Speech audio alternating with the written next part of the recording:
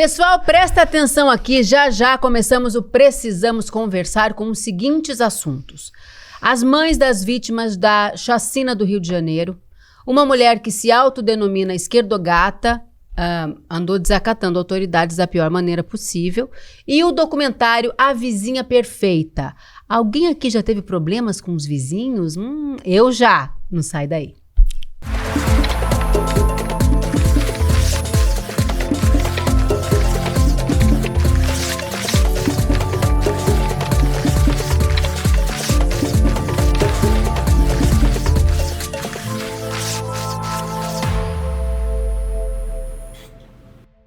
Olá a todos! Mais um Precisamos Conversar entrando no ar. Sejam muito bem-vindos e muito bem-vindas. Eu sou a Juliana Baroni e estamos começando agora o nosso programa que vai ao ar todas as terças às 19 horas aqui no ICL, com reprise nas quartas às 15 horas.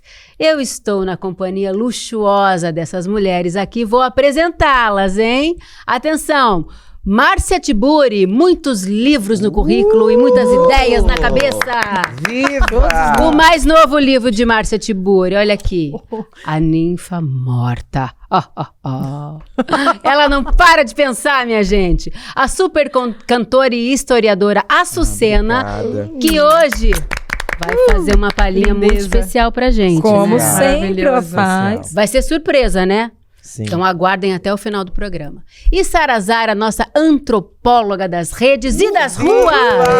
Aplausos, babadeira.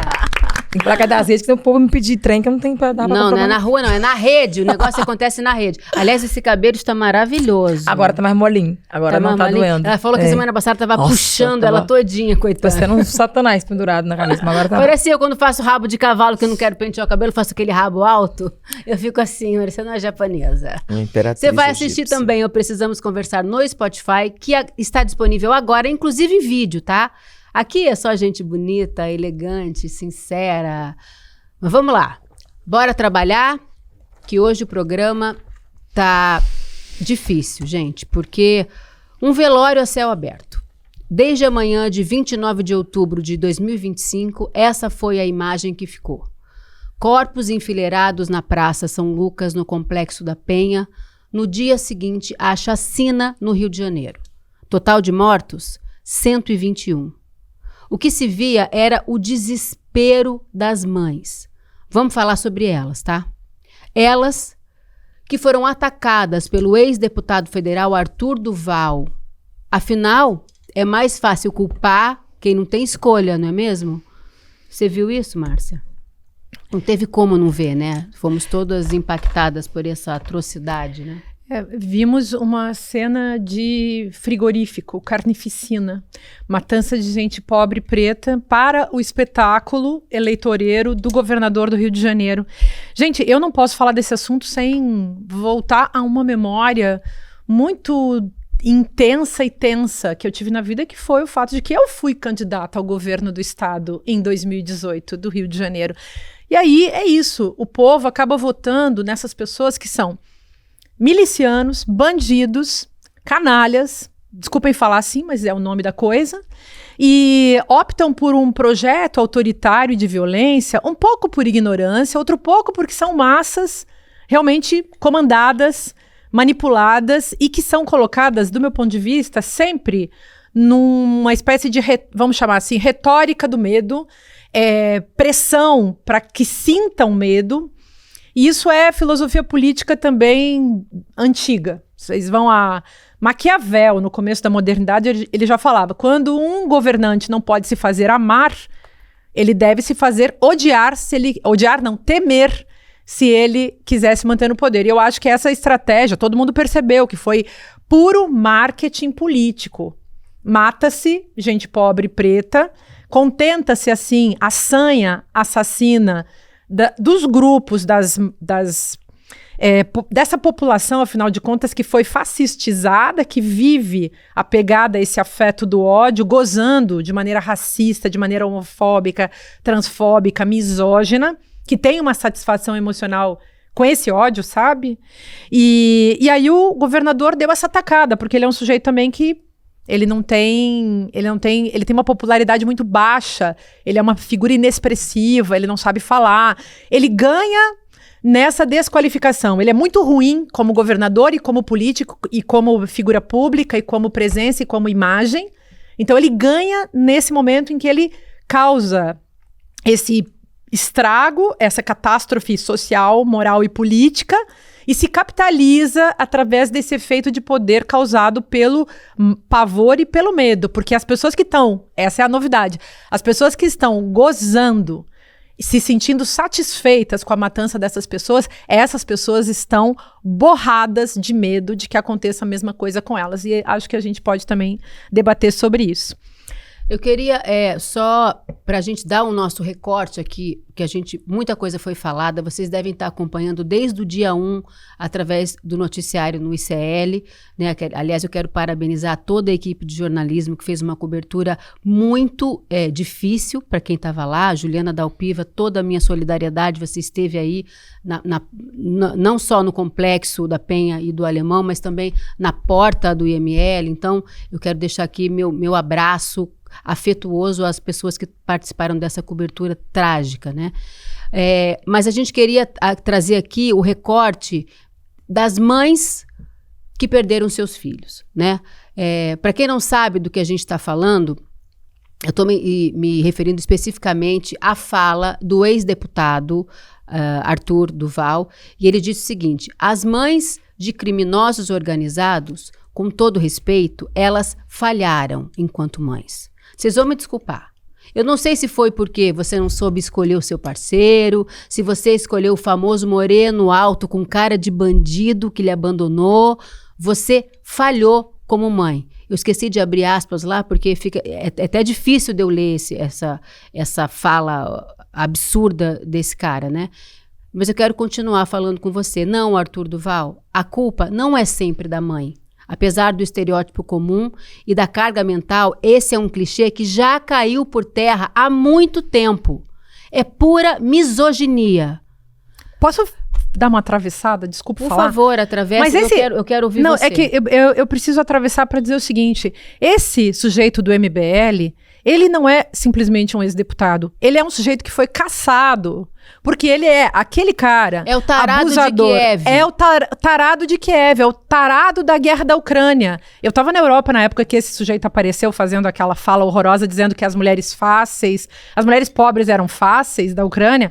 Gente, só se falava disso na Europa inteira. E aqui no Brasil, esse sujeito acha que vai voltar. Ele falou que a fila... Como é que foi? Como ex-deputado? Que a fila de refugiadas tinha mais mulher bonita do que a melhor balada do Brasil. Olha, o que é isso? Turismo sexual de guerra? Não, e além de tudo, essa coisa do padrão de beleza branco e supervalorizando, hipersexualizando mulheres em situação de precariedade, o predador. De tragédia. De tragédia. Tarado predador. Acha que vai voltar como ex-deputado, caçado por ser o tarado de Kiev. Não, e agora, de novo, ele vem a público, ficou super, assim, em alta. Só dava ele nos feeds das pessoas que eu conheço. Triste. Falando mal, é claro. De novo, em cima de uma tragédia. É porque ele é bom em ser ruim. Tem gente que é bom em ser ruim. Então, ele investe. Você é sempre perfeita. Ele investe porque ele consegue. Mas eu queria saber se esse discurso dele também vale para todo bandido. Porque o jeito que ele fala, ele relaciona que bandidagem é só pessoas periféricas e pretas. Porque o desenho que ele colocou é isso. Perfeito. E ele deixa claro que as mães de bandidos, né, falharam quando escolheram e deixa lá o estereótipo escrito. Mas eu queria saber se esse discurso vale para mãe daquele rapaz que atropelou o filho e matou, de misericórdia, de Cissa Guimarães. Cissa Guimarães. Porque foi um playboy, tá? Que então o estereótipo dele é diferente. E bandido, porque ele é um assassino. Um assassino porque estava cometendo um crime, que estava fazendo racha. A gente sabe que no Brasil a gente não tem via pública que tenha a capacidade de suportar uma velocidade de racha. Então é crime. É crime. Perfeito. E ele tirou uma vida. Túnel fechado, na contramão. Quer dizer, ele não podia ter feito mais cagada. Exatamente. Né? Eu queria saber se esse discurso também vale para aquele playboy que pegou uma Lamborghini, sei lá, e arrancou o braço de um rapaz que estava andando de bicicleta porque também estava em alta velocidade. O Geyer, por exemplo. A gente sabe que o histórico do Geyer é de dirigir bêbado e de atropelar e matar pessoas. Aí eu quero saber se esse discurso também vale pra mãe desses aí. Agora, nenhuma coisa ele não errou pra mim. Essa questão da gente escolher errado o pai do filho, eu não sei se esse cara tem filho ou se ele vai ter. Se alguma mulher conseguir relacionar com esse homem a ponto de ter filho, aí, infelizmente, eu vou ter que concordar. Ela tá errando já do começo de deitar e deixar um homem desse gostar dentro dela. Aí a verdade vai virar uma absoluta. O tarado de Kiev, você tá dizendo? O tarado de Kiev. Tá. Como é que vai ter um filho como se desse? acha um galã, né? Com um histórico desse. Aí ela tá... Ele é muito... tamanho aqui, gente, ele é muito barango. Aí ela tá escolhendo feio. mal mesmo. Ele é pra muito poder... Ele é feio barangão. por dentro e por fora. Nossa, é horroroso. E tá aí se capitalizando nessa história, né? Se capitalizando porque chegou, fez esse discurso grotesco, ainda é a mesma lógica. O sujeito faz o discurso grotesco, infame e ridículo, causa efeitos de poder, aparece em toda a mídia de esquerda, então a gente tem que desmontar isso, porque é a hora que a esquerda começa a trabalhar para a direita, né, gente? É, porque a gente acaba que reproduz pra poder combater, e aí o que ele quer fica em evidência. Porque uma pessoa que fala isso, ela não quer saber a desgraça que vem depois, o resultado negativo, ela quer um resultado, né? E aí ele consegue. E tem uma questão populista aí, que eu acho que a gente tem que discutir, complexizar, que me preocupa muito, que é a discussão sobre segurança pública no Brasil. É uma discussão difícil, uma discussão cheia de contradições e complexidades que a gente tem que se propor mesmo a entender, inclusive quando ele quer responsabilizar as mulheres, as mães, ele está tirando do Estado a responsabilidade de um lugar onde o Estado não foi, onde o Estado não está, e onde um poder paralelo se instaura para ocupar... Com autorização do Estado, inclusive. Para ocupar o lugar do Estado. Então, a gente está falando de uma questão muito complexa no Brasil, que é a questão da segurança pública, que eu acho que ninguém aguenta mais o que acontece. Ninguém aguenta mais por muitas questões, porque existe um lugar de base. E parece que a gente fica naquele clichê, educação, educação, educação... Mas qual que aonde o Estado estava e está na criação dessas crianças, na oportunidade para essas crianças que se tornaram jovens e foram aliciadas pelo crime organizado. E aí você coloca a culpa nas mães? Não é só, e quando algum político tenta mudar isso, que foi o caso do Brizola com o Darcy Ribeiro, criando o CIEPs, durou um pouco tempo, o governo seguinte destruiu, acabou com o CIEPs, que era um lugar onde as crianças podiam fazer esporte, estudo, convivência, estavam ali cuidadas, porque as mães, essas mães que você está dizendo que abandonaram seus filhos, que a culpa é dessas mães. O Estado quem abandonou essas mães. Essas mães são mães solos e você sabe, você pode dizer melhor do que... E precisam trabalhar. Quantas vezes você teve que deixar a Brisa sozinha? Hoje, por exemplo, então, o absurdo não é nem... Sua filha teve asma hoje. Pois é, e ela tá lá porque precisa trabalhar. Crise de asma. Agora pensa, a pergunta não é nem sobre o que as crianças estão fazendo, é onde as mães estão quando as crianças estão fazendo alguma coisa, né? E estão crescendo expostas a um monte de oportunidades que a mãe e o pai poderiam estar conduzindo uma educação ali, mas estão ocupadas fazendo o quê? Trabalhando. Ai, dá até vergonha de ter que explicar um tempo desse, né? Não, preguiça, porque cara, assim, primeiro se culpabiliza as mães, é um negócio totalmente patriarcal e misógino, com certeza. Se libera os pais de qualquer culpa, aliás, isso faz parte da história do Brasil. Se libera, justamente. Criança sem pai. Quando quem ocupa... E aí vem um negócio que aí eu vou ter que me autocitar mesmo, que é o meu livro sobre o turbotecno macho nazifascismo. O tarado de Kiev, hashtag tarado de Kiev. Eu não vou falar o nome dele, é tarado de Kiev. Vamos botar esse nome do sujeito, vamos fazer um Instagram assim. E eu vou dar o crédito, aliás, não vou te interromper não, sério. Não, fala, amor. Não, depois eu falo, vai. Não, então, eu acho bom a gente fazer uma análise do macho limítrofe. São esses caras, o que é o macho limítrofe? É esse cara que vai lá e começa a fazer essa gritaria misógina. Ele é histérico, mas ele joga na conta das mulheres toda a culpa. Por quê? Porque assim ele se capitaliza. Fazendo ódio, ele se capitaliza. Isso aí é tática vagabunda da extrema-direita, já faz um tempão da extrema-direita, que é machista, mesmo quando tem mulher de extrema-direita, que é lambibotas, para não dizer coisas mais acadêmicas, tipo Bakhtin, lambicus, né? Tipo, citando aqui alta epistemologia, alta epistemologia linguística. Bota um pi. Enfim, mas é isso, é o macho limítrofe, é o cara que faz essa cena, limítrofe, escandaliza todo mundo, fala uma tremenda de uma asneira, mas ele se capitaliza porque ele fica ali, todo seguro, dizendo uma merda bem gigante. Vestido, né? Branco. Cafonão, branco, tarado, hashtag tarado de Kiev. Agora eu vou falar o que eu tinha interrompido, você peço perdão, Então, a gente tenta não se interromper, mas às vezes numa conversa acontece isso, normal. tá, gente? Chat, segura a onda aí, que eu vou voltar a falar o que eu quero. Esse termo tarado de Kiev eu ouvi a primeira vez com a Cláudia Campolina, que é aquela atriz que é comediante, que tem um canal chamado Mundo Invertido, onde ela fala como se ela fosse um macho, né? É maravilhosa. É maravilhosa. Ela é E ela, eu tô trazendo ela à tona aqui, por quê? Porque ela sofreu um linchamento virtual por ter falado sobre esse vídeo do Arthur Duval, o tarado de Kiev. Tá? Ela sofreu um linchamento. Então eu quero, se você ainda não segue, você por favor siga @Cláudia Campolina. Ela é maravilhosa, é uma atriz que dá cara a tapa, que é uma pessoa importantíssima. Com muito humor, né? Com muito humor e muita inteligência. Ela fala o que tem que ser dito. Ela é muito criativa e aqui quero mandar o meu beijo, a minha solidariedade. Um dia, quando a gente tiver convidadas, eu vou convidar ela para participar do nosso programa, porque ela é uma mulher genial mesmo. Agora deixa eu dar uma notinha. Rapidinho, esse povo ainda reclama de liberdade de expressão. O que eles querem mais falar? Porque já fala tanto absurdo e não tem nada que restringe. O que eles querem mais, então? Eu te conto. Pelo amor de Deus, gente. Não, gente, eles querem... Por exemplo, eu sou processada por eles, não sei se vocês sabem. Pelo tarado? Não, o tarado não, mas o MBL já me processou. E aquele outro, Kim Kataguiri... Parece que eles são amiguinhos. Então, eles são todos do MBL, que é um movimento que fica fazendo importunação política sexual contra as mulheres. Toda vez que eu dou uma entrevista que eu falo deles, eles ficam me vigiando, eles me processam. Então, eles perdem, mas eles botam nas redes sociais que eles ganham. Eu sei. É uma coisa engraçadíssima. E eles fazem o assédio hoje comigo, além de tudo que vocês já sabem, que eu não vou contar de novo, eles fazem assédio judicial. Porque aí eles me fazem ter que ir lá pagar advogada, aí eles me fazem ter que ir lá me envolver com esse assunto.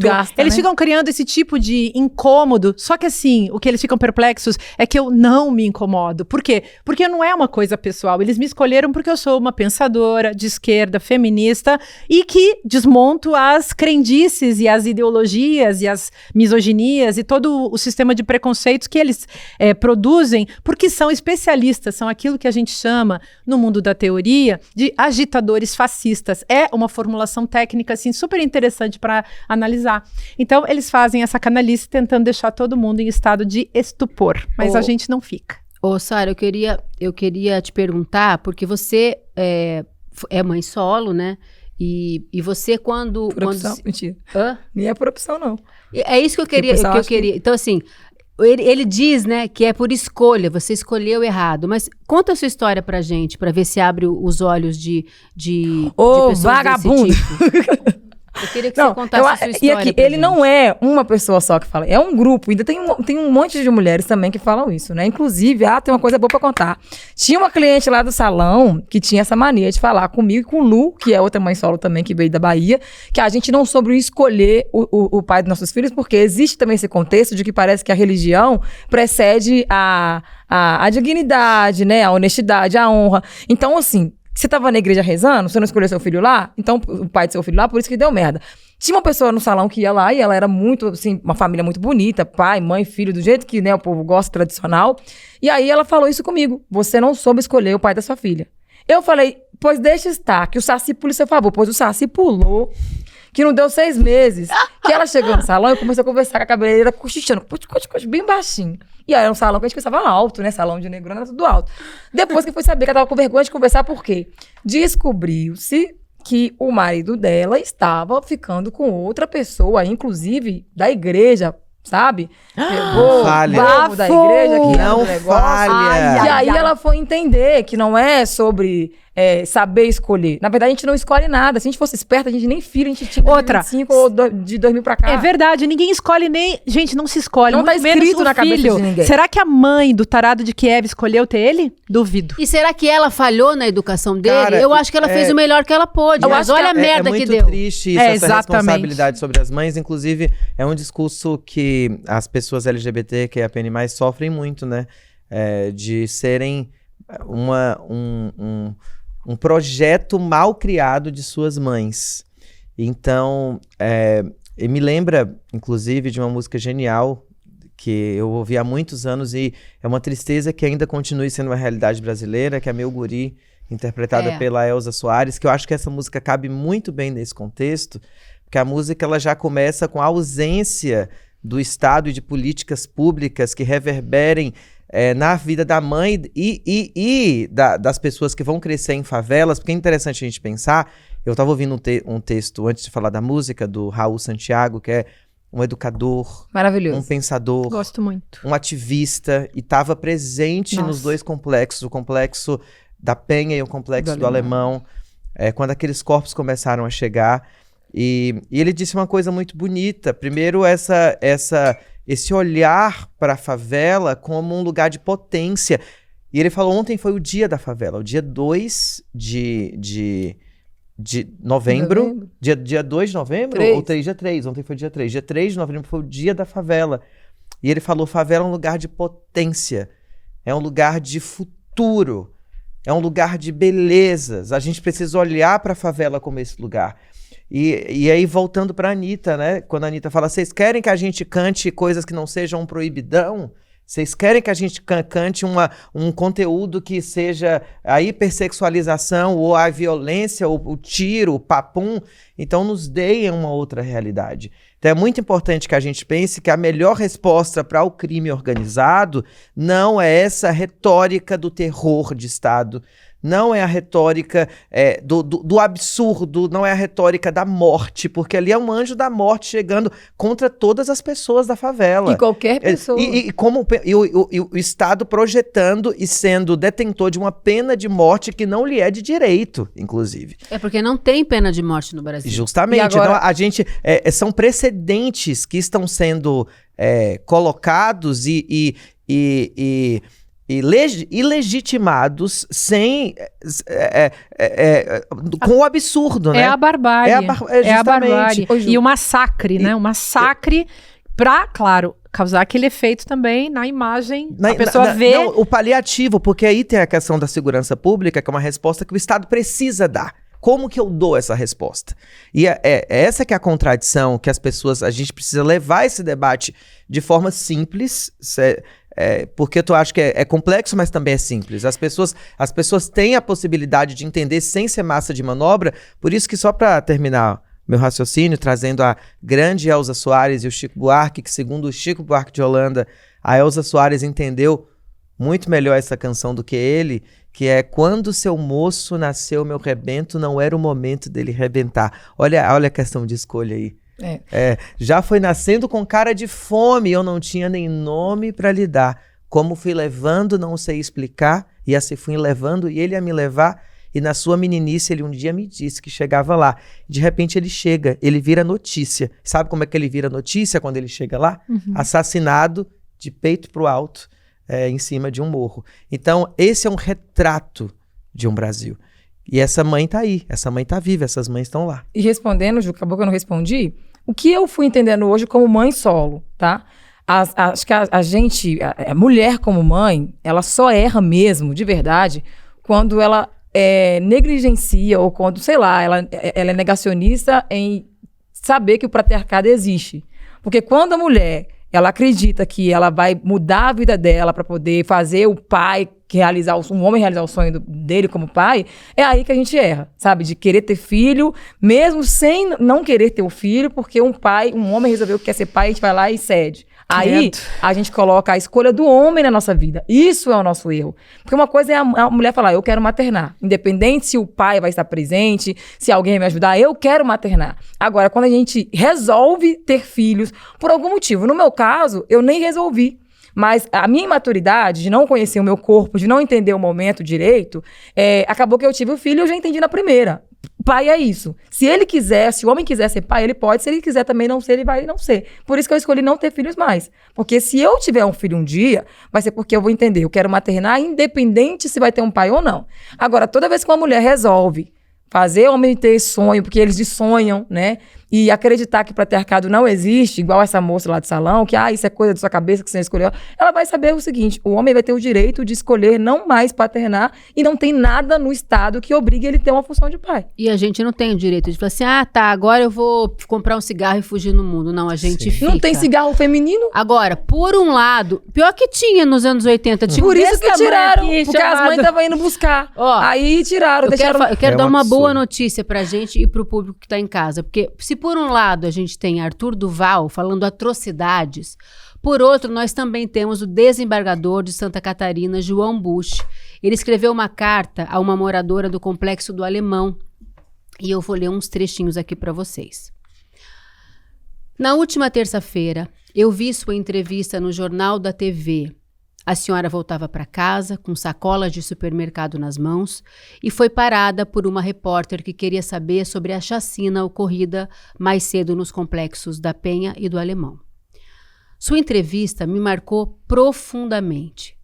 Moradora desde sempre da Penha, a senhora disse que já não tinha mais esperança, que nessa altura da vida, tendo visto tanta tragédia, tantas operações policiais, tantas pessoas próximas assassinadas, não acreditava mais que um dia a vida melhoraria. Tudo era tristeza. Em seguida, a senhora se despediu da repórter e retomou seu caminho para casa, cambaleante, cansada, segurando as sacolas. Hoje já é domingo. Faz 5 dias que eu penso na senhora. Faz 5 dias que eu estou andando ao seu lado. Faz 5 dias que tento carregar as suas sacolas até a sua casa. Sabe, dona Anice, sempre tive o cuidado de não me arvorar em senhor das verdades e me incomoda muito ver quem acha que sabe de tudo, cegado por redes sociais e algoritmos. Pessoas com quem é impossível argumentar com base em fatos e lógica. Essa chacina, para mim, que vivo em um apartamento confortável, localizado em um bairro seguro, saneado, arborizado, com espaços de cultura e lazer, provocou espanto, lamento e indignação. A carta na íntegra você pode ler lá no portal do ECL Notícias, na coluna da Amanda Miranda. Essa carta eu li toda, me fez chorar. Eu recomendo, vale a pena.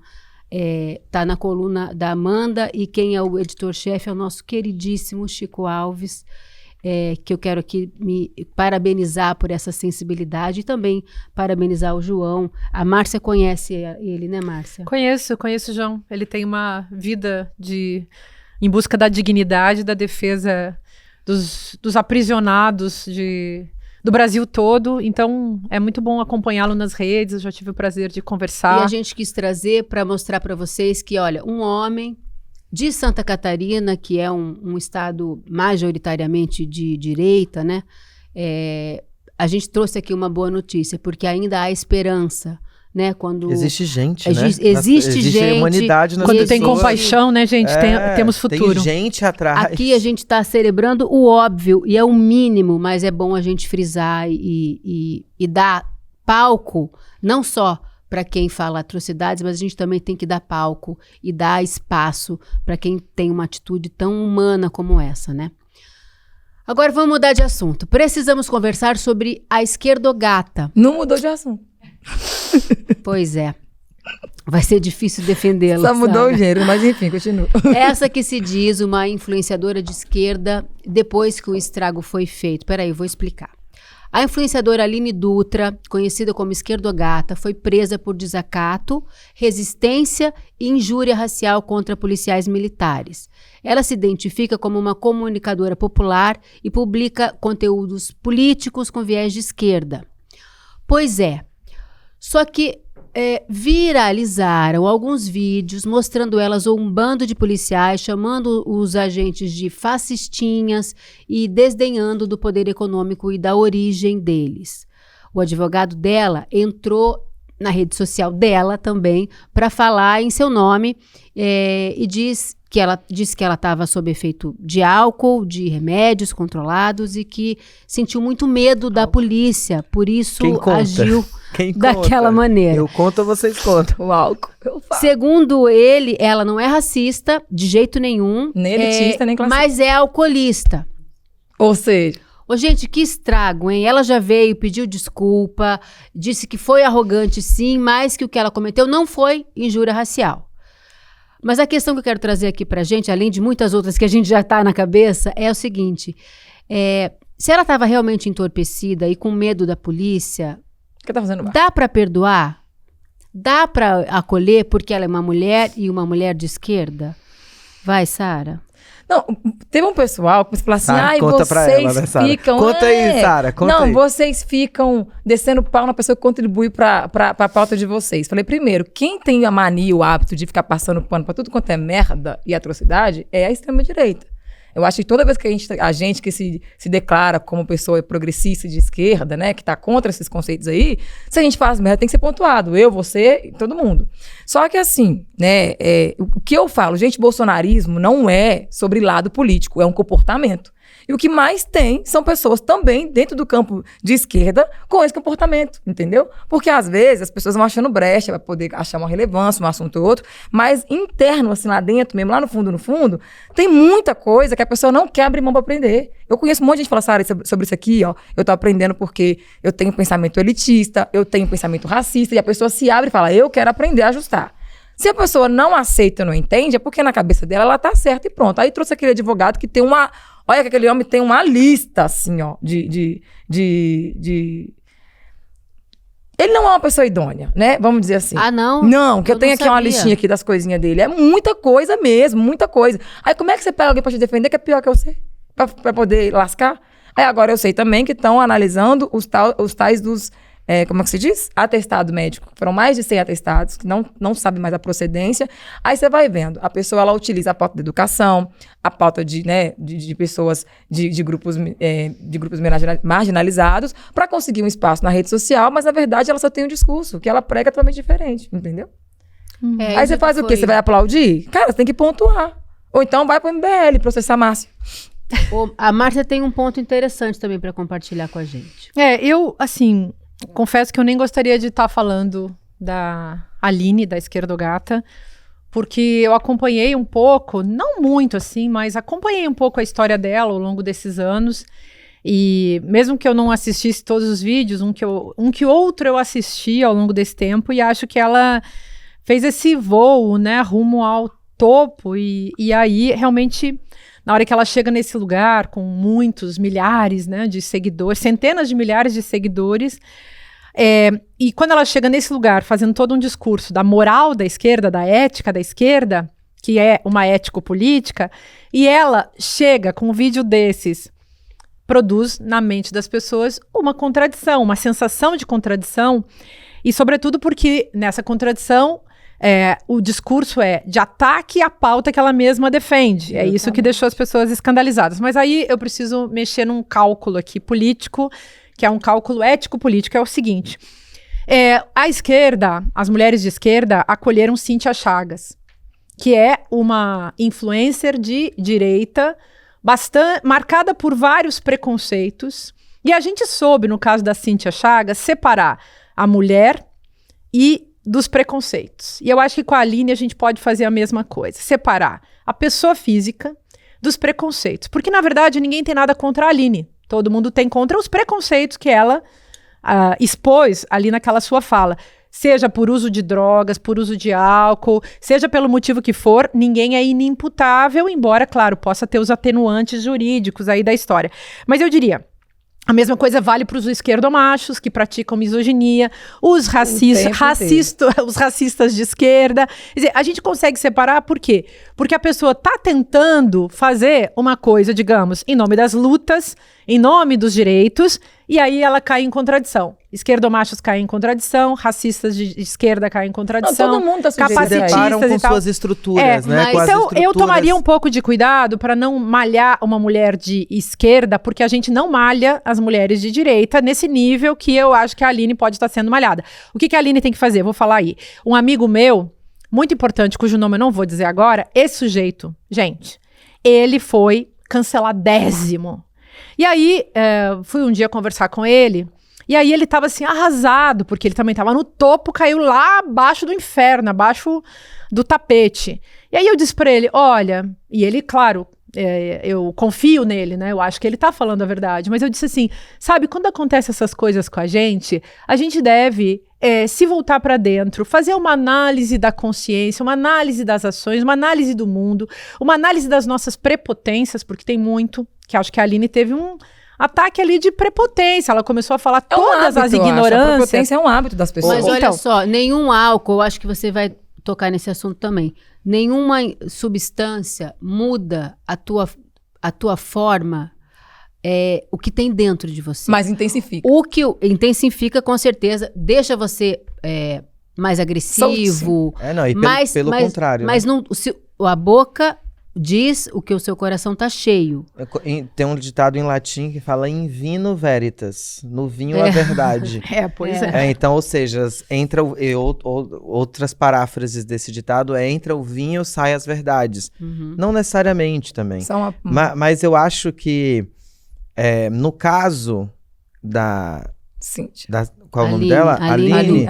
Eu acho que ela vai ser acolhida na medida que ela sofrer uma agressão, na medida que ela for ridicularizada por ser mulher e não pelo que ela disse. Eu acho que a crítica a ela tá sendo pelo... Claro, você sabe disso também. Pelo comportamento. Sim. E eu acho que no momento que ela retorna, que ela faz a meia-culpa, eu acho que de fato a gente precisa entender que nós não estamos aqui, e até como essa bancada, para sugerir e para endossar e ser uma bancada do cancelamento. Eu acho que o cancelamento é algo que a gente quer que faça cair por terra, inclusive. Mas qual é a diferença entre a postura da Aline e a postura de uma pessoa de direita ou de extrema-direita? 2 pontos.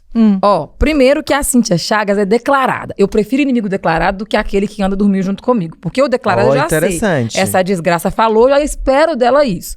E o segundo ponto, mesmo ela sendo inimigo declarada, ela sentou e verbalizou. Você tem noção de que é uma vergonha pra alguém ter que ir contra o seu conceito e falar, gente, realmente o movimento feminista me salvou? Pra Cíntia Chagas, isso foi uma vergonha, porque ela sempre deitou e malhou o pau nas feministas. Ela reconheceu, Porém, ela reconheceu. O negócio, pra mim, não é o erro das pessoas. Você pica uma criança, você mata uma mulher, esconde o corpo dela, o negócio é o depois.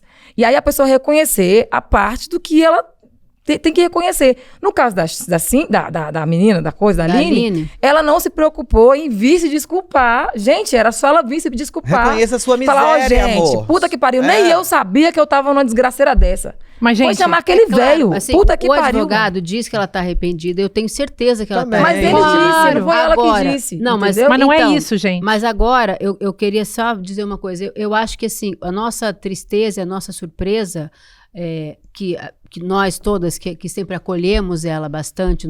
Eu conhecia ela. Éramos todas bem unidas, assim, né? O pessoal da internet, até a Carol Sardá, que trabalha com a gente também, é muito próxima dela e tal. O que acontece é que a gente fica muito mais decepcionado quando uma pessoa diz nas redes coisas importantíssimas e que a gente está totalmente alinhado de acordo, e de repente você vê ela dizer tudo em prática, né? Na prática, porque uma coisa é você, se aquela hashtag MeToo, a galera do hashtag que surfa em todas as ondas, quando você vai ver na vida real, ela não prega o que ela posta. E aí mostra muito... Essa é a grande questão. Eu acho que isso mostra muito a superficialidade dos debates nas redes sociais. E um detalhe a mais que eu gostaria de levantar. Vamos pensar do ponto de vista da diferença, porque ela fez o discurso da direita, sendo que é uma pessoa de esquerda. Qual é a diferença, então? Gente, aí vamos para psicanálise, assim, vamos para um pouquinho mais profundo da história. Qual livro? Vamos pro livro. Que tem a ver também com a... Não, Sara. Qual o seu livro? Não, falando que eu gosto dos livros que a gente já vai coisar. Tem uma diferença entre a esquerda e a direita, embora a Aline tenha feito o típico discurso da direita e a postura da direita. Então, parecia uma madame de extrema-direita fazendo aquela cena de humilhação. E isso causou realmente um desconforto imenso nas pessoas e um choque até mesmo, né? Mas eu acho que tem uma coisa que é o aprendizado, Sara. O aprendizado que a gente pode ter nesse tipo de situação. Sobretudo quem é branca, sabe? Quem é branco e quem é de classe média e quer ser de esquerda. Que é o seguinte, todo mundo nessa sociedade patriarcal, racista, para falar de livro patriarcal capacitalista, como eu escrevi no mundo. Tá vendo? Sempre tem um livro. Ela me zoa, mas ela tem razão. Ela me zoa porque ela tem razão. Mas enfim, e aí, então, esse patriarcal capacitalismo, que é esse sistema de opressão pesado, tá dentro de todo mundo. Sim. E aí, qual é a diferença? É a gente lutar contra isso ou a gente tá a favor disso? Mas isso tá dentro e a pessoa projeta. A extrema-direita projeta e ataca os outros. A extrema-direita projeta e ataca os outros. A esquerda vê esse negócio e combate. Essa é a diferença. E por isso eu acho que as pessoas têm que tomar muito cuidado quando elas são brancas. Quando elas estão numa posição de privilégio, tem que ser cuidado redobrado. Verdade, a gente está num processo de letramento, de aprender as coisas. De letramento, tem que passar que por é aí. eterno, né? O negócio que não, todo dia vai ser um pouco. Eu acho que a gente tem que discutir sempre o que é o cancelamento. Eu acho que o cancelamento não é um lugar para ninguém.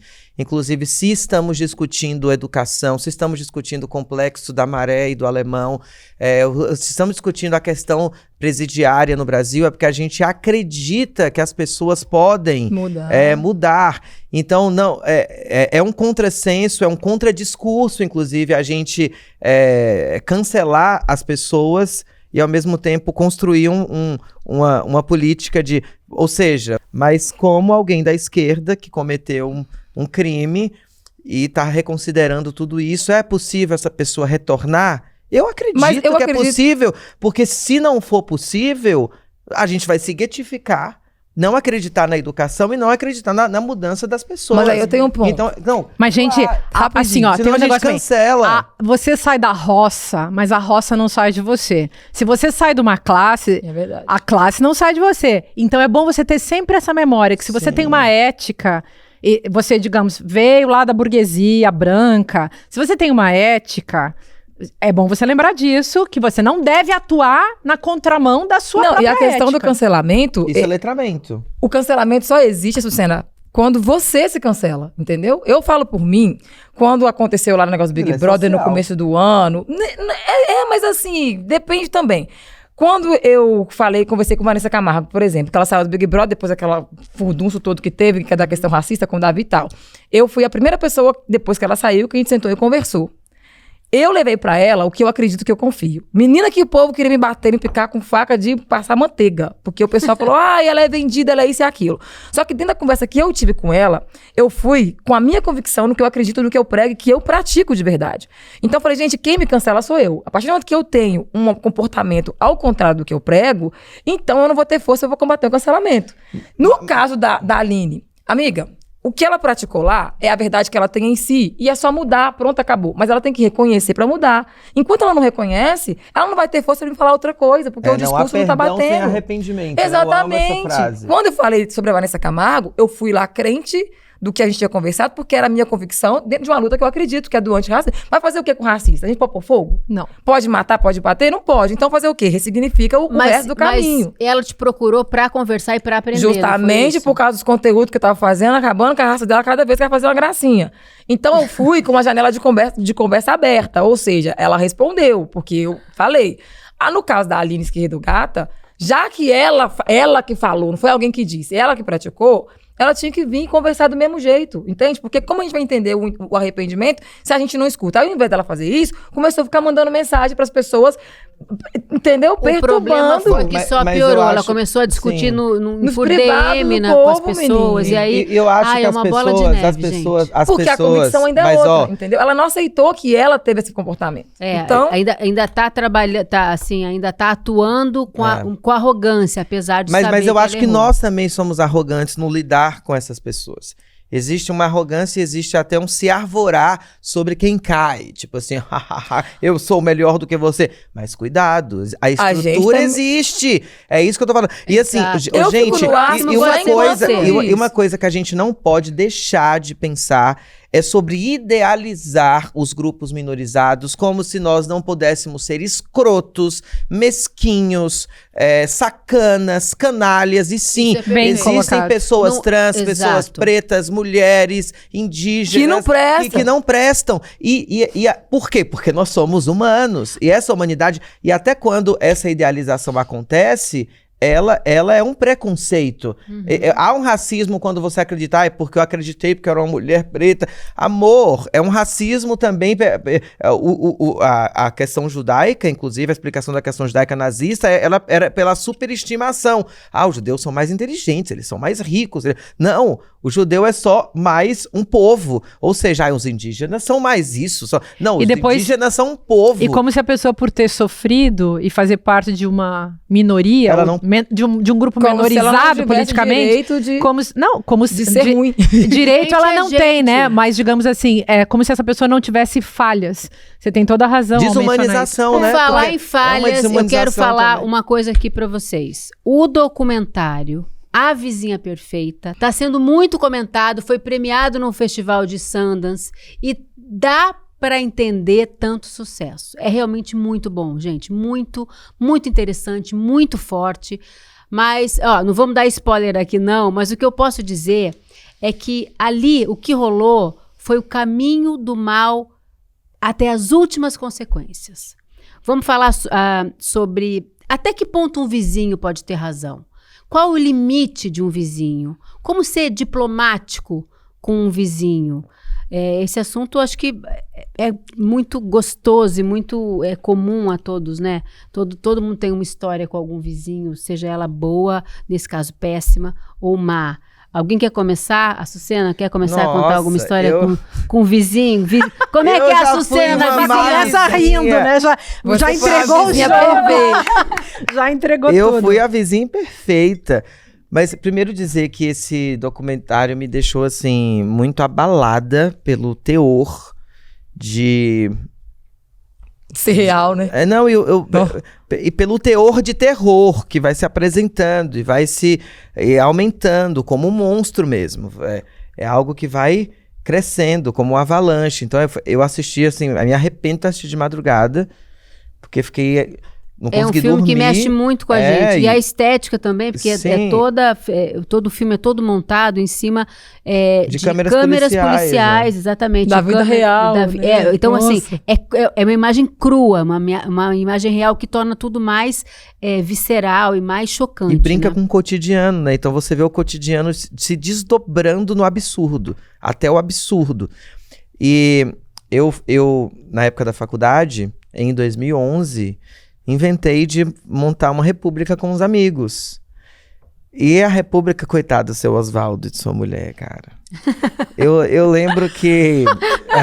Pô, beijo, seu Oswaldo. A gente... Ficou tudo bem, não ficou? Subindo ali a Santanésia, no Butantã. Eu estudei na USP, então a gente se reuniu ali para morar naquele bairro do Butantã. E éramos 9 estudantes em uma casa enorme. Você vale por 3? E a gente, mas não era só eu, a vizinha. A questão é que não era só eu, cara. Éramos todos. E eu lembro que um dos fatos mais fatídicos que a gente inventou de fazer uma festa. E a festa foi um sucesso. Quando deu, assim, 3 da manhã, tava uma galera pelada na casa. E não tinha muro. E aí os vizinhos loucos. Veio a polícia, e era a época que a gente estava lutando, em 2012, contra a PM no campus, porque a PM não podia entrar no campus. Você tem a polícia universitária justamente para que a polícia militar não entre, porque a universidade não é coisa de polícia. E a polícia entrou nessa época no campus, começou a adentrar o campus da universidade, e os vizinhos chamaram a polícia para acabar com a festa. E eu lembro que teve um episódio, aí a Júlia veio, minha colega de gente, a PM chegou, todo mundo ficou em silêncio, alguém, a PM, fora a PM, todo mundo, isso numa casa, meu amor, numa casa. Claro que no outro dia nós estávamos sendo convocados por toda a vizinhança e a gente não melhorou. Então eu sou um exemplo. Mas foram convidados a não, ser porque a gente foi retirado da vizinhança. Uhum. Então foi um ano de inferno, porque pra gente era alegria. Gente, a gente queria fazer sarau quase todo dia. A gente queria quase toda... Então, você assim, era a vizinha perfeita. Não, eu era a vizinha perfeita. Eu e mais os 9, né? Porque essa responsabilidade não vem só pra mim. Era praticamente uma gangue. Mas eu lembro que teve um episódio em outra república que a gente teve que mudar, porque só durou um ano de contrato. Durou muito. Que o vizinho veio com as panelas, assim... Calem a porra dessa boca! Então, enfim... Enlouquecendo, vizinho. Ou seja, eu acho que os estudantes universitários precisam ser mais consequentes. E a gente não gosta. A gente não gosta de ser chamado... De ter nossa atenção porque chamada. É a fase da liberdade, de testar os limites, de sair da casa dos pais e morar sozinho. Mas hoje eu entendo meus vizinhos. Ah, tá Hoje vendo? A vida dá muitas voltas. Nada como o tempo, né? Não, eu tava muito errado. A gente tava muito errado. Imagina, um sarau todo dia. Que porra E você, é essa? Sara? Histórias de vizinhos. Não, menina, eu cresci em comunidade, né? Eu morava em beco. Então, assim, mesmo sem querer, você tem contato com seu vizinho, porque ele tá praticamente passando dentro do seu quintal, ou do seu portão mesmo. Mas em comunidade, assim, tem o povo que é estranho, né? Que faz uns barracos e outros de vez em quando. Mas tem muita... Como é que se diz? Familiaridade, assim. Sim. Parece que você é parente. Então, sempre tem a vizinha que sabe que a mãe foi trabalhar e olha os meninos que tá na rua. Sempre tem aquele vizinho que conta pro pai que tá fazendo na rua. Então, eu acho que por isso que eu sou uma vizinha muito flexível. E de dividir comidas também, entendeu? Ah, isso é muito bom. E aí, até no condomínio que eu moro hoje, eu tenho essa mania. Aí eu fiz amizade com umas 2 vizinhas lá, então eu faço a canjica, da casa 16, eu levo na portaria. Porque eu tenho essa mania mesmo. E na favela a gente faz isso, né? Fulano, tem feijão cozido? Você me dá um pouquinho. Eu fiz bolo, né? Então é muito assim.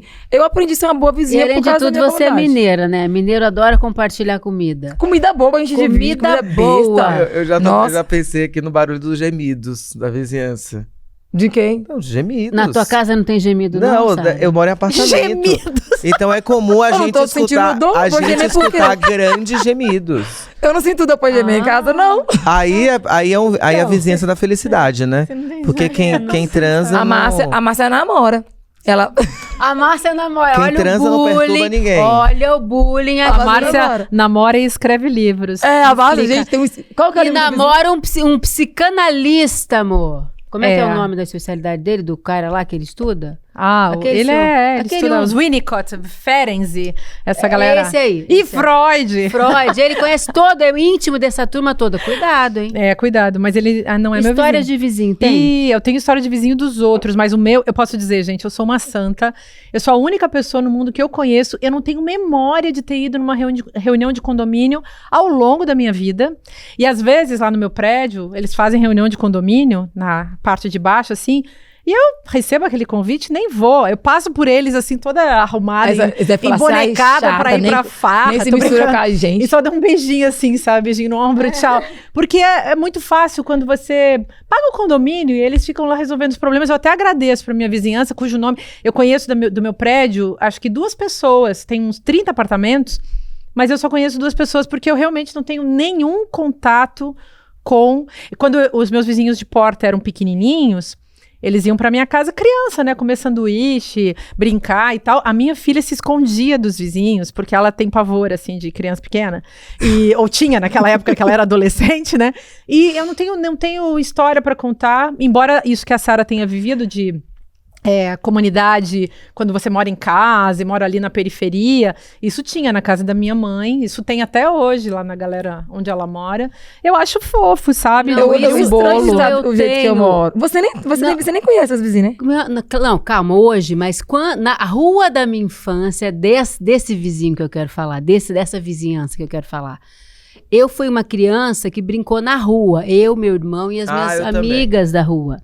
Então a gente ia pra escola, voltava da escola, almoçava e era o dia inteiro na rua de pé descalço. Cara vermelha de sol. Tinha assim, Bom umas demais. 10 meninas, mais 10 meninos, era uma gangue naquela rua, todo mundo muito, muito bem comportado. É claro que os meninos um pouco menos, tá? Eu vou dar posso contar várias histórias do meu irmão Rui, que era o craque da bola.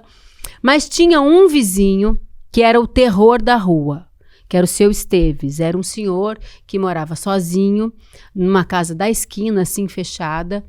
E os meninos, ele era muito rabugento, porque se caía a bola no quintal dele, ele furava a bola. Eita! Ele não devolvia, não, ele furava a bola. Ele nasceu inteiro, né? Não nasceu criança. Então, ele nunca teve... ele tinha ódio das crianças porque faziam barulho. É uma história muito parecida com do filme, com o documentário, né? E aí, um dia os meninos, para irritar ele, começaram a jogar pedrinha na janela, que ele deixava a janela da casa dele toda fechada, para não ter contato com ninguém lá de fora. Os meninos começaram a jogar pedrinha na janela dele. E um dos meninos batia na porta, não tinha nem campainha, acho que batia lá e saía correndo. E um dia, ele ficou muito irritado, começou a xingar muito lá do lado de dentro da casa, e os meninos estavam na calçada dele. Ele falava, sai daqui, peste, sai daqui. E aí teve um dia um menino preto retinto, filho da dona Canuta, que era filha de escravizado. Ela já era bem velha e tal. Ele fez essa brincadeira, os outros todos branquinhos fizeram, não deu nada. Esse menino preto retinto fez, que era amigo do meu irmão. E sabe o que o seu Esteves fez? Ele ferveu água e jogou no menino. Que horror. Que absurdo. E olha que absurdo, ninguém chamou a polícia. E o menino se machucou. O menino se machucou. Sorte que ele, assim, pegou num lado do corpo dele, que ele ficou com queimaduras pro resto, assim, com cicatrizes pro resto da vida. Que horror. Não pegou nele inteiro, porque ele foi... Pegou, Ju? Pegou um pouco no rosto e aqui no lado todo. E ele foi pro hospital, foi um horror. Uma cena horrorosa. E não aconteceu nada com o seu Esteves. Ele não foi preso, Ele né? não foi preso, não aconteceu. Acho que nem denunciado foi. Que seria em 1900 e... Isso 82, 83, uma coisa assim. Nossa, que horror. E É aí, o documentário que a gente assistiu. É o documentário que a gente assistiu. Quando eu vi, e assim, aí ele continuou sendo... E os pais, o que a vizinhança fez? Em vez de expulsar aquele velho horroroso dali, a ordem era, não chega perto da casa do seu Esteves, para não acontecer de novo com você. E pesei, né, o clima. Mas deixa eu contar uma coisa pesada também. Eu não vi o documentário, tá? Tem a ver. Eu não vi o documentário, mas tem um filme famoso que chama O Homem ao Lado, que é um filme argentino de 2000 e pouquinho, assim, que é de dois cineastas, Con e Duprá. Eles fizeram esse filme em cima da história de dois vizinhos. Um cara que mora na única casa que tem do Le Corbusier na América Latina, lá em Buenos Aires, e é um arquiteto, um designer, um cara todo.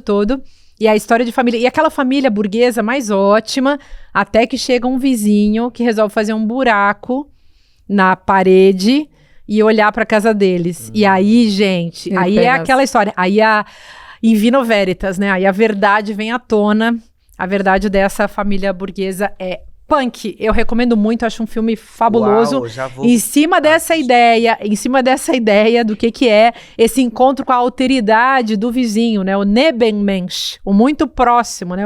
A pessoa que tá ali do seu lado, que é onde aí a coisa aperta. Olha, mas eu queria também contar, pelo menos alguém tem alguma história boa? Pra gente não acabar achando que os vizinhos são todos horrorosos. E eu tenho. Eu mesma falo, eu mesma falo que eu tenho. Eu sou muito assim, eu quero falar, quer aparecer, né?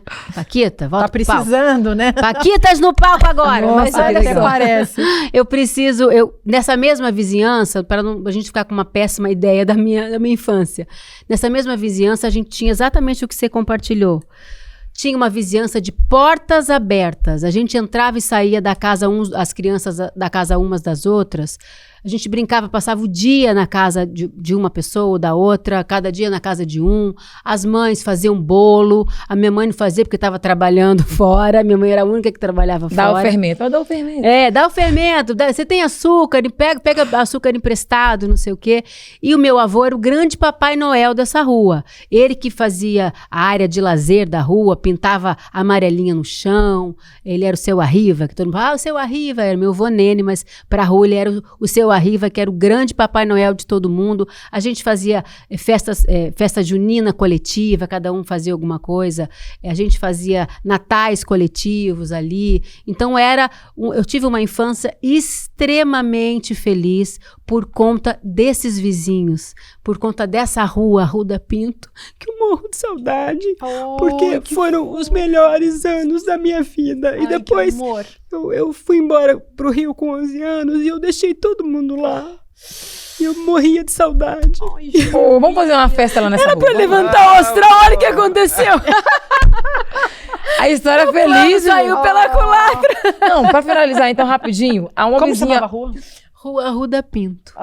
Ô, Ju, tem uma vizinha lá em Belo Horizonte que a gente deve muito mérito pra ela lá em casa. É a dona Cida de Soaerto do Salgado. É que a gente tem a referência, né? A dona Cida de Soaerto do Salgado. Lá em casa, meu pai era epilético, então ele tinha dificuldade de trabalho. Então a gente passava muito aperto em algumas questões de segurança de alimentos mesmo. Aí eu lembro que teve uma vez que a gente era pra almoçar, não tinha nada pra fazer, pra comer, nada. E aí, essa vizinha, a dona Cida, bateu no portão e falou, seu Zé, a minha patroa todo mês dá uma cesta básica pra alguém. E aí, esse mês ela não tinha quem dar e perguntou se eu sabia de alguém. Eu lembrei do senhor. O senhor quer essa cesta? Então, tipo assim, essa vizinha que via a realidade da gente, né, que compartilhava a nossa vida e sabia da dificuldade, ela foi muito, assim, certeira no dia. E eu não esqueço ela de jeito nenhum. Então, acho que pra mim, hoje, é estranho morar num condomínio onde as pessoas não se conhecem, não conversam, porque você perde, sabe? Esses pequenos detalhes de ajuda, assim. Precisamos conversar. Um pouco assim, também é psicanálise, né, gente? Qual Porque agora livro, vocês estão contando essa história. Eu lembrei. Qual é o livro da Márcia de vizinho? Não é possível que ela tem. E um momento, assim, bem bonito que ficou na minha vida toda vez. A minha mãe uma vez saiu e deixou a gente pra vizinha que morava na casa, assim, sei lá, tinha que atravessar a rua, fazer um negócio lá pra chegar na casa dela. Mas a nossa mãe nunca nos deixava sozinha e nos deixou sozinhos. E aí, essa mulher chamava Romilda, nunca esqueci dela. E ela resolveu nos agradar e ela foi fazer pipoca. E eu achei muito fofo aquilo, porque ela fez tanta pipoca, que a pipoca começou a sair da panela, e a pipoca invadiu a cozinha e virou um negócio, na minha cabeça de criança, era como se a cozinha inteira tivesse virado um mar de pipoca. E até hoje, eu gosto de fazer pipoca na panela, mas eu nunca consigo fazer transbordar. E eu sempre lembro dela. Eu sempre lembro dela. Eu sempre lembro da dona Romilda com aquela panelaça de pipoca que transbordava. E aquele negócio, eu lembro dela varrendo a pipoca, gente, até hoje. Gente, que maravilha. Olha que coisa, né? Gente, calma, que ainda não acabou, mas é só um recadinho. Se você quer continuar essa conversa e ficar por dentro de tudo que vai rolar por aqui, aponte seu celular para o QR Code que está aparecendo aqui na tela. Nesse canto. Ou acesse icl.com.br/precisamos conversar e entre no nosso grupo exclusivo de WhatsApp. Lá você vai receber o link para assistir ao nosso próximo encontro e ter acesso a conteúdos exclusivos. Antes de acabar, claro, a gente não pode deixar de homenagear o maravilhoso Lô Borges, que nos deixou no último dia 2 de novembro. Eu só quero dizer, gente, que Clube da Esquina, para mim, é um dos álbuns mais lindos da história e que a música brasileira é foda. Concorda comigo, Açucena? Indubitavelmente. Eu sempre costumo dizer que temos muitos trunfos e um deles é a canção brasileira, que a gente tem um orgulho de hastear essa bandeira maravilhosamente.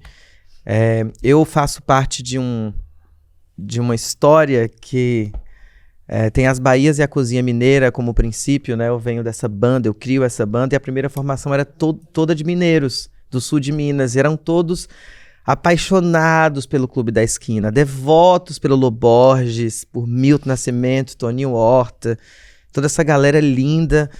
E, sem dúvida, o Lô foi um tesouro do Brasil, um grande artista da maior grandeza de melodias e letras absolutas e fundamentais.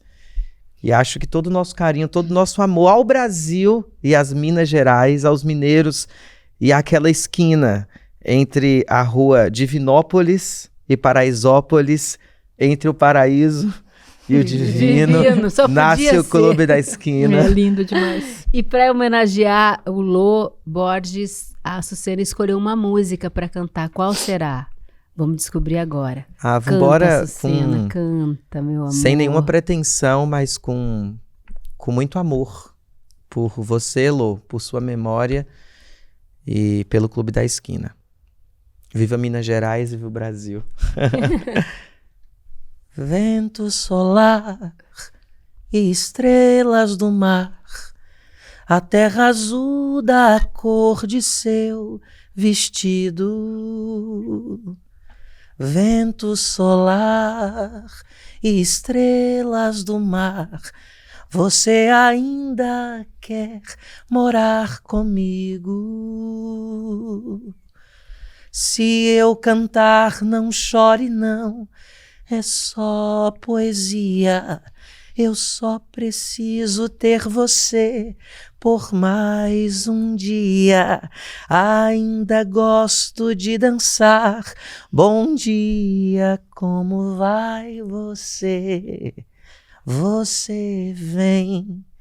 Ou será que é tarde demais?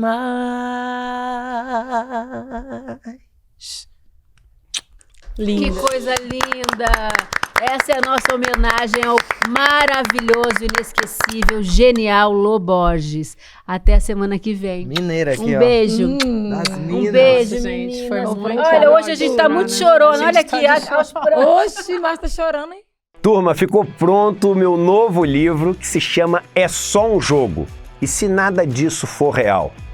O livro que eu escrevi até hoje, é o 13º livro que eu escrevi, que eu mais gostei de escrever. Uma provocação filosófica, assim, super inovadora. Traz conceitos de matemática, filosofia, física e discussões que todos nós temos no nosso dia, mas de uma maneira totalmente nova. E eu diria até num estilo que revoluciona esse tipo de literatura. Eu vou lançar esse livro no dia 9 de novembro, um domingo, às 8 horas da noite, e vou falar sobre tudo o que está acontecendo, que as pessoas não têm nem ideia nesse mundo da inteligência artificial, e explicar para vocês de onde vieram os insights desse livro. E até vou ler um trechinho para vocês. O mais legal é que, além desse encontro incrível, vocês vão ter a oportunidade de adquirir o livro por um preço super especial e autografado. É o livro que eu mais gostei de escrever. E eu acho que vai ser o livro que vocês vão mais gostar de ler. Não que vocês vão sair do livro todo animadinho, não. Mas vão sair com a cabeça, ó, pirando. Aquilo que um livro deve fazer com as pessoas. Um abraço e até dia 9.